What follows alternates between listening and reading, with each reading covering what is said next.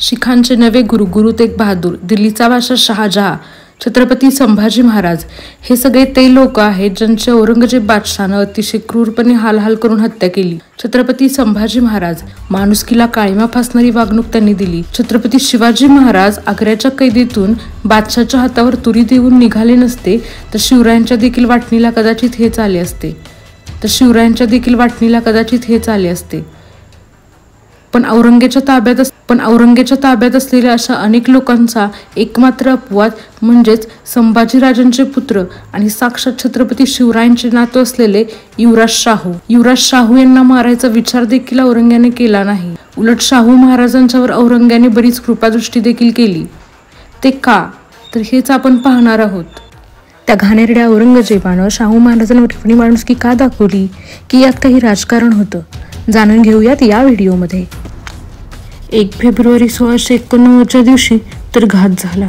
संगमेश्वर मुक्कामी छत्रपती संभाजी महाराज औरंगजेबाचा सरदार मुकरब खानाच्या हाती आले.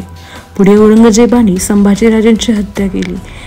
हे दुःख कमी की काय म्हणून त्याच वर्षी 3 नोव्हेंबर 1689ला रायगड पडला. छत्रपती संभाजी महाराजांची पत्नी महाराणी येसूबाई व युवराज शाहू दोघेही औरंग्याच्या कैदेत पडले. पण त्याच वेळी शिवरायांचे दुसरे पुत्र छत्रपती राजाराम महाराजांनी मद्रास जवळच्या जिंजी येथून मराठा साम्राज्य सावरायला सुरुवात केली. पुढे राजाराम महाराजांच्या मृत्यूनंतर त्यांची पत्नी महाराणी ताराबाईंनी तर औरंगजेबाची युद्धाची खुमखुमी चांगलीच जिरवली. मराठा काय चीज आहे हे औरंगजेबाला दाखवून दिले. पण या सगळ्या काळात औरंगजेबाचा आपल्या कैदेत असणाऱ्या युवराज शाहू यांच्याकडे पाहण्याचा दृष्टिकोन बदलला. औरंगजेबाने युवराज शाहूंना आपल्या गुलालबार नावाच्या तंबूच्या अगदी शेजारी ठेवून घेतले. त्याच्या मागचे कारण असे की मराठी कधीही येतील आणि हल्ला करतील आणि शाहू राजांना घेऊन जातील अशी भीती औरंगजेबाला वाटत होती. युवराज शाहूंना मुसलमान धर्म स्वीकारायचा प्रयत्नही औरंग्याने केला, तोही एकदाच. त्यानंतर त्याने तो प्रयत्नही सोडून दिला. शाहू राजांना औरंगजेबाने पुढे तर उंची जातीचा घोडा दिला. आपल्या दरबारातील अमीर रूमरावांमध्ये शाहूराजांना स्थान दिलं.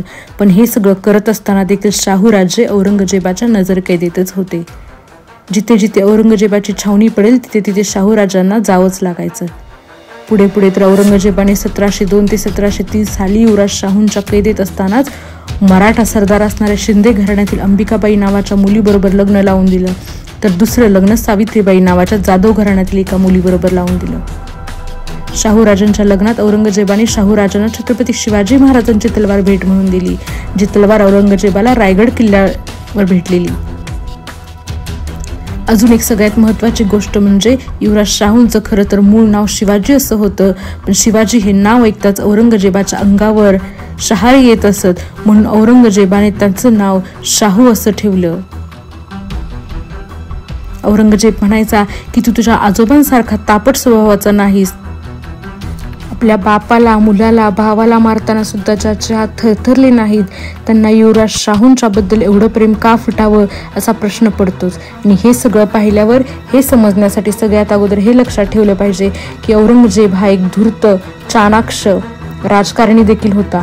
तो कट्टर धर्मांत जरी असला तरी भविष्यात काय घडणार आहे याची जुनूक औरंगजेबाला अगोदरच लागली होती. या सह्याद्रीच्या दऱ्याखोऱ्यातले हे मराठे उद्या संपूर्ण हिंदुस्थानावर राज्य करतील याचा अंदाज बादशाला अगोदरच आला होता. आपल्या पुढच्या येणाऱ्या पिढ्यांना या मराठ्यांच्या विरुद्ध लढावं लागेल आणि जगून दाखवावं लागेल हे देखील त्याला माहीत होतं. 1703 साली येता महाराणी ताराबाईंनी औरंगजेबाला आणि त्याच्या लाखोच्या सैन्याचं जगणं मुश्किल करून ठेवलं होतं. औरंगजेब महाराष्ट्रातले छोटे किल्ले जिंकून घ्यायचा प्रयत्न करत होता.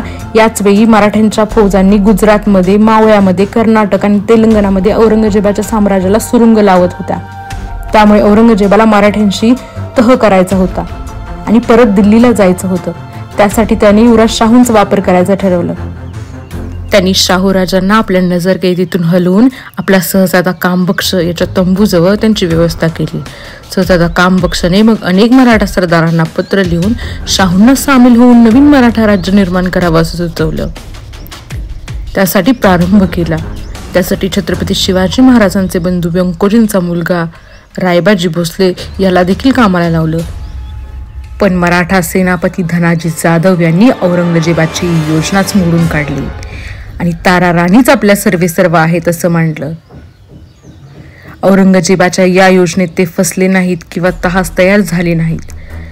सगळे मराठा सरदार शाहू राजांना येऊन सामील होतील आणि ताराबाईंच्या नेतृत्वाखालील मराठा राज्य कोसळून जाईल आणि मग आपल्याला अलगदपणे संपूर्ण महाराष्ट्र आपल्या घशात घालता येईल, असं औरंगजेबाचे इतिहासकार भीमसेन सक्सेना म्हणतो. भीमसेन सक्सेना म्हणतो की काहीही न करता शिऱ्याचा गोळा घशात घालावा, तसा मराठ्यांच्या ताब्यात महाराष्ट्र गेला होता. त्यानंतर औरंगजेबाने युवराज शाहूंच्या भोवती परत एक कडक नजर कैद ठेवली, पण तरी देखील त्यांनी शाहूंच्या जीवाला धोका निर्माण केला नाही. 1707 औरंगजेबाच्या मृत्यूनंतर औरंगजेबाचा मुलगा शहजादा आझम याने शाहू राजांची बुऱ्हाणपूरहून सुटका केली आणि शाहू राजे महाराष्ट्रात परत आले. नंतर शाहू समर्थक आणि ताराराणी समर्थक यांच्यामध्ये युद्ध होऊन मराठा साम्राज्याची दोन शकले झाली.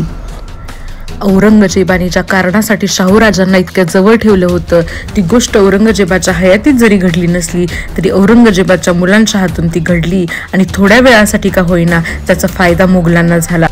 असं म्हणतात की औरंगजेबाला मराठ्यांची एवढी भीती वाटायची की औरंगजेबाने शाहू राजांना गोपूछ हाती घेऊन शपथ घ्यायला लावली होती की मी कधीही दिल्लीच्या गादीवर बसणार नाही आणि माझ्या घराण्यातलं कोणीही दिल्लीच्या गादीला धक्का लावणार नाही. ही शपथ खरी की खोटी माहिती नाही, पण दिल्ली जिंकूनही त्यानंतर शाहू महाराज कधीही गादीवर बसण्याचा हट्ट केला नाही. औरंगजेबाच्या वारसदारांना दिल्लीच्या गादीवर नेहमीच बसवलं. युवराज शाहूंच्या बद्दल औरंगजेबाने जो मवाळपणा दाखवला त्याचं कारण हे सगळं राजकारण होतं आणि शाहूंच्या रूपाने औरंगजेबाने पुढच्या काही वर्षासाठी का होईना पण मुघल साम्राज्याला मराठ्यांच्याकडून धोका होणार नाही याची तजवीज करून घेतली. असा होता शाहू महाराजांचा इतिहास.